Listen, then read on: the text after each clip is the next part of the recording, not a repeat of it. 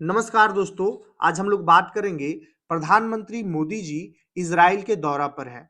Israel Bharat के लिए कितना अहम है, ये पूरा वर्ल्ड जानता है। इजराइल और भारत का रिश्ता कैसा है, ये भी पूरा दुनिया देखा है। प्रधानमंत्री मोदी जी और बेंजामिन नेतन्याहू का अगर पर्सनल लेवल पर दोस्ती देखें तो वो भी काफी अच्छा है, क्योंकि बेंजामिन नेतन्याहू हमेशा प्रधानमंत्री मोदी को अपना दोस्त कहकर बुलाते हैं, मेरे फ्रेंड ऐसा कहकर बुलाते हैं। प्रधानमंत्री मोदी आज 2 दिन के इजराइल दौरे पर रवाना हो गए हैं। यह उनके बीते 9 साल में दूसरा इजराइल यात्रा है। इससे पहले 2017 में गए थे। बुधवार को राजधानी तेल अवीव पहुंचने के बाद प्रधानमंत्री मोदी नेतन्याहू के साथ प्राइवेट बातचीत करेंगे। मोदी आज इजराइल की संसद को भी संबोधित करेंगे।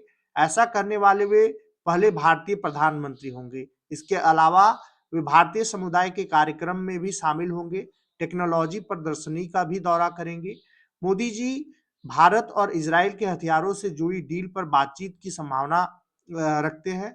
इनमें drone, anti ballistic missile system शामिल है। इससे पहले नेतन्याहू ने रविवार को कहा था कि वे अपने प्रिय मित्र के इजराइल आने का इंतजार कर रहे हैं। इजरायली अखबार द जेरूसलम पोस्ट ने पीएम मोदी के दौरे पर उनके स्वागत के लिए एक खास फ्रंट पेज छापा। फ्रंट पेज पर प्रधानमंत्री मोदी की तस्वीर के साथ हिंदी में लिखा नमस्ते नजर आ रहा है। वहीं उसके बगल में हिब्रू भाषा में भी शालोम लिखा है, जिसका मतलब हेलो या नमस्ते है। इसका दूसरा अर्थ शांति होता है।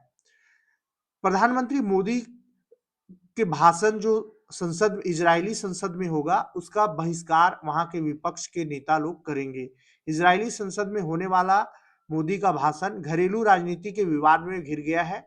इजराइल का विपक्ष बुधवार को संसद के विशेष सत्र का बहिष्कार करने की योजना बना रहा है। विवाद सुप्रीम कोर्ट के चीफ जस्टिस आइजैक अमीद को आमंत्रित न किए जाने को लेकर है। इजरायली मीडिया रिपोर्ट्स के मुताबिक संसद स्पीकर अमीर ओहाना ने विशेष सत्र में सुप्रीम कोर्ट के चीफ जस्टिस को आमंत्रित नहीं किया है। परंपरा के मुताबिक ऐसे औपचारिक सत्रों में चीफ जस्टिस को बुलाया जाता है। इसे लेकर सत्ता पक्ष और विपक्ष के बीच टकराव तेज हो गया है। विपक्षी नेता और पूर्व प्रधानमंत्री एयर लैपिड ने प्रधानमंत्री बेंजामिन नेतन्याहू को हस्तक्षेप की मांग की है। उन्होंने एक्स पर लिखा है कि सुप्रीम कोर्ट के चीफ जस्टिस का बहिष्कार दरअसल विपक्ष का भी बहिष्कार है। लैपिड ने कहा कि वे भारत को शर्मिंदा नहीं करना चाहते, जहां 1.5 अरब आबादी वाले देश का प्रधानमंत्री आधी खाली संसद को संबोधित करे, ऐसा उन्होंने विपक्ष के नेता ने कहा है। कल यहूदियों के नरसंहार से भी जुड़े स्मारक पर मोदी जी जाएंगे। इस दौरा के दौरान 26 फरवरी को इजराइल के ऐतिहासिक होलोकास्ट स्मारक यद वासेम जाएंगे। यह स्मारक जर्मनी में हिटलर के नाजी शासन में मारे गए 60 लाख से अधिक यहूदियों की याद में बना है। इनमें करीब 15 लाख बच्चे भी शामिल थे। स्मारक परिसर में पीड़ितों के नामों, दस्तावेजों और ऐतिहासिक अभिलेखों का विशाल संग्रह है। यहाँ रखी बुक ऑफ नेम्स में लाखों पीड़ितों का विवरण दर्ज है। प्रधानमंत्री इन अभिलेखों का अवलोकन करेंगे और होलोकास्ट के पीड़ितों को श्रद्धांजलि अर्पित करेंगे। यद वासेम के बाद प्रधानमंत्री मोदी इजराइल के राष्ट्रपति इसाक हर्जोग से मुलाकात करेंगे। बैठक में राजनीतिक, सांस्कृतिक और रणनीतिक संबंधों को और मजबूत करने पर चर्चा करेंगे। दोनों नेता क्षेत्रीय स्थिरता, पश्चिमी एशिया की मौजूदा स्थिति और वैश्विक चुनौतियों पर चर्चा करेंगे। भारत इजराइल के बीच ड्रोन डील संभव है। इस दौरान राष्ट्रपति से मुलाकात के तुरंत बाद मोदी नेतन्याहू के साथ बैठक में शामिल होंगे। बीबीसी की रिपोर्ट के मुताबिक इस दौरान भारत और इजराइल के बीच ड्रोन की खरीद और जाइंट मैन्युफैक्चरिंग समेत कई बड़े रक्षा समझौतों पर सहमति बनेगी। फॉर्ब्स इंडिया के मुताबिक 2026 में दोनों देशों के बीच 8.6 अरब डॉलर का रक्षा समझौता संभव है। इसमें प्रिजन गाइडेड बम और मिसाइल सिस्टम के साथ एडवांस ड्रोन भी शामिल हो सकते हैं। रिपोर्ट्स के अनुसार भारत हैरोन MK2 मेल ड्रोन खरीदने की योजना बना रहा है। यह ड्रोन 45 घंटे तक लगातार उड़ान भर सकता है, 470 किलोग्राम भार उठा सकता है और 35,000 फीट की ऊंचाई तक जा सकता है। इसके अलावा आतंकवाद के खिलाफ सहयोग, इंडिया मिडिल ईस्ट आरोप, इकोनॉमिक कॉरिडोर, व्यापार, निवेश, एडवांस टेक्नोलॉजी व इनोवेशन में जैसे मुद्दों पर भी बातचीत संभव है। हालांकि संभावित समझौतों को लेकर अभी आधिकारिक घोषणा नहीं हुई है। इसराइल भारत के साथ अपने advance air defence system iron dome की टेक्नोलॉजी शेयर कर सकता है। यह जानकारी मुंबई में आईएएनएस को दिए इंटरव्यू में इजराइल के कॉन्सूल जनरल आनी रेवाच ने दी। उन्होंने कहा कि दोनों देशों के बीच एजेंडे में आयरन डोम को लेकर बातचीत भी शामिल है। उन्होंने कहा कि इजराइल इस टेक्नोलॉजी को भारत के साथ शेयर करने के लिए है। रेवाच ने कहा, दोनों देशों के बीच पहले से मजबूत रक्षा संबंध है। अब इसे आगे बढ़ाते हुए भारत में सैन्य उपकरणों के निर्माण पर फोकस किया जाएगा। मोदी का यह दौरा ऐसे वक्त पर हो रहा है जब भारत और इजराइल के बीच फ्री ट्रेड एग्रीमेंट पर बातचीत का पहला दौर 23 फरवरी 2026 को नई दिल्ली में शुरू हुआ था और 26 फरवरी 2026 तक चलेगा। नवंबर 2025 में दोनों देशों ने टर्म्स ऑफ रेफरेंस पर साइन किए थे, जिससे यह तय हुआ कि किन मुद्दों पर बातचीत होगी और कैसे आगे बढ़ाया जाएगा।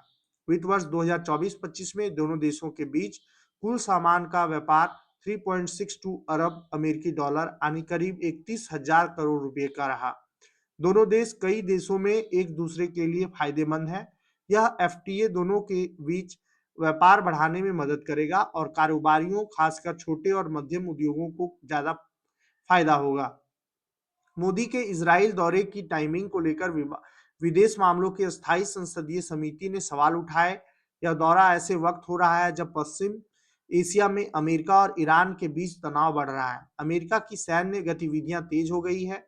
सोमवार को समिति की बैठक में कुछ सांसदों ने सवाल उठाया कि जब भारत ने अपने नागरिकों को संभावित अमेरिकी हमले के खतरे के कारण ईरान छोड़ने की सलाह दी है, तो ऐसे समय में प्रधानमंत्री का इजराइल जाना कितना उचित है।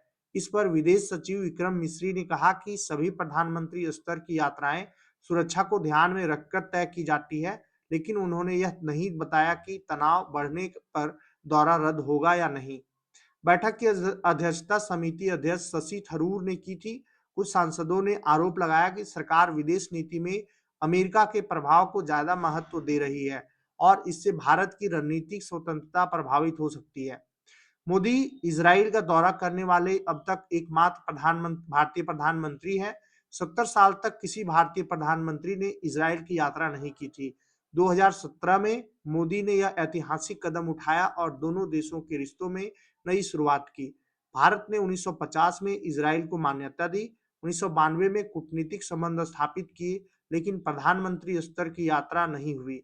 इसकी एक बड़ी वजह भारत की पारंपरिक फिलिस्तीन समर्थक नीति रही।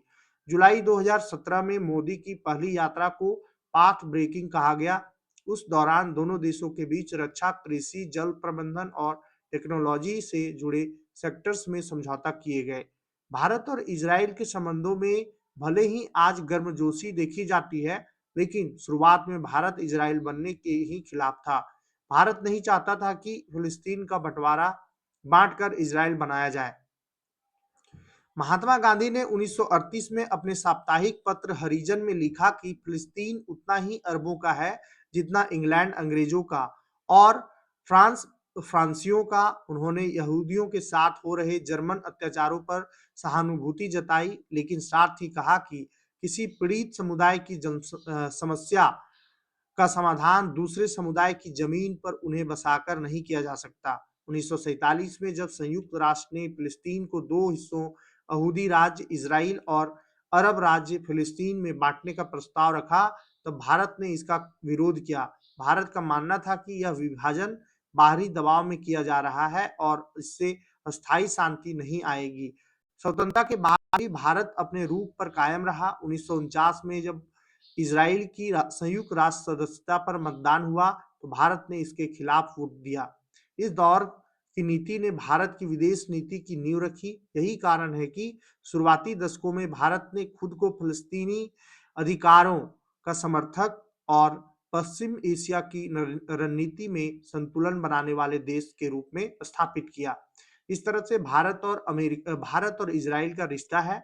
स्टार्टिंग में इजराइल को मान्यता भारत नहीं दे रहा था, बाद में इजराइल के साथ में संबंध बढ़ता चला गया और 2014 के बाद प्रधानमंत्री मोदी के आने के बाद इजराइल और भारत का रिश्ता कुछ अहम हो गया।